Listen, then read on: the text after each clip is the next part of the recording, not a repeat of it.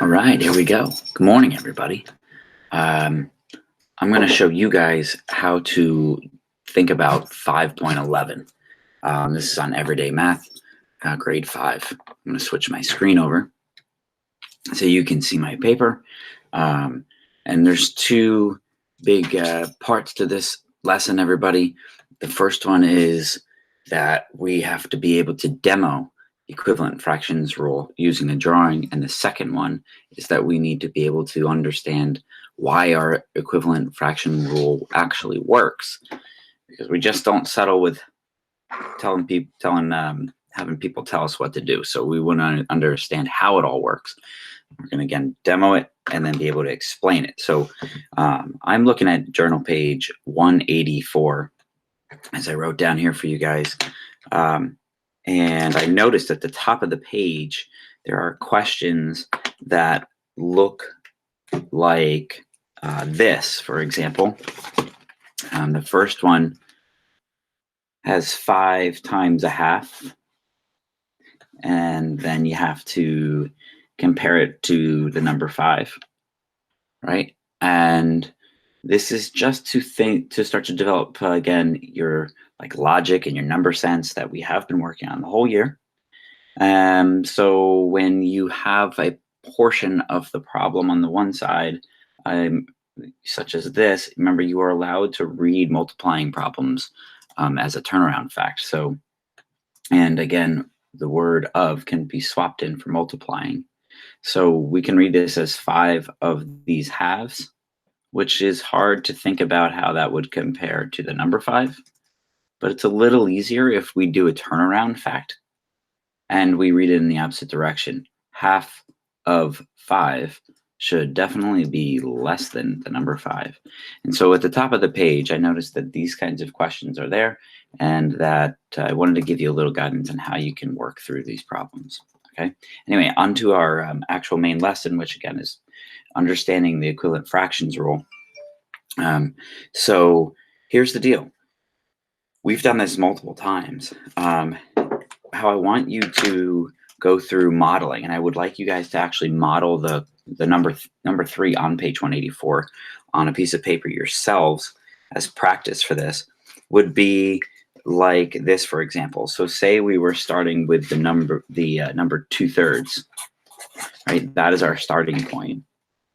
To model it, we're going to draw out 2/3. Okay, there's my 2/3. And in order to show an equivalent fraction, which simply means the same fraction equal, the same fraction just with a different look, which means we're going to change the size of piece that we're displaying in our drawing. All we have to do is consider how we might want to split up these thirds as they currently stand to be more than just thirds. Right? So if I wanted to turn this into, say, 12ths, right, which I know I could do because I'm thinking of my facts, and I know there's a way to take 3 of an item and turn it into 12 of an item, right? So if I was going to turn my thirds into 12ths, you guys are probably thinking the right thing right now. You would have to do the multiplying of times 4, right? But what that really means is that you're going to take each of these individual pieces and you're going to split them into fourths individually. So my 1/3 now turns into 4 individual pieces. My second third now turns into 4 individual pieces. And my last third, which I understand I don't have it, also turns into 4 individual pieces.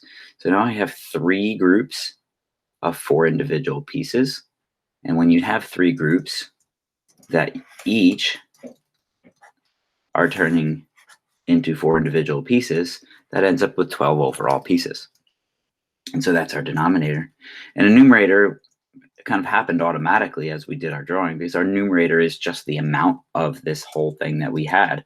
So our shaded portion, we had 2 shaded portions that also each of them turned into 4 individual pieces, here and here, which means overall now the amount of pieces that I have, and again, it would be 2 originals that each turned into 4 individual pieces, the amount I have now shows 8 smaller, 1, 2, 3, 4, 5, 6, 7, 8, 8 smaller pieces out of the 12 smaller pieces that we created. So that's my model of how, or my demo, check that box. That's my demo of how equivalent fractions work with a drawing, right?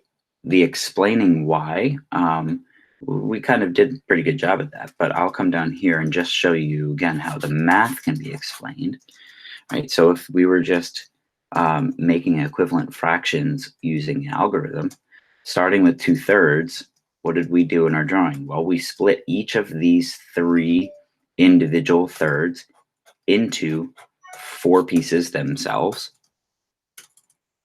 giving us 12 overall.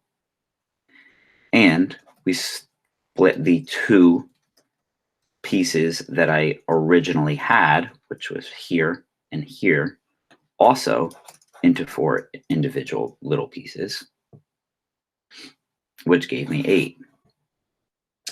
And when you look at this, I see 4 over 4. So we multiplied 2/3.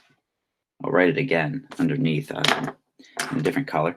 What we did was we took 2/3 and we multiplied by 4 over 4.